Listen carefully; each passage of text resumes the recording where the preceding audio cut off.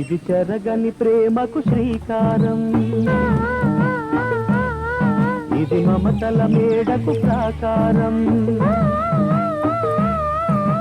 పండిన కలలకు శ్రీరస్తు, పసుపు కుంకుమకు శుభమస్తు, కనివిని ఎరుగని అనురాగానికి కలకాలం వైభోగమస్తు, కలకాలం వైభోగం.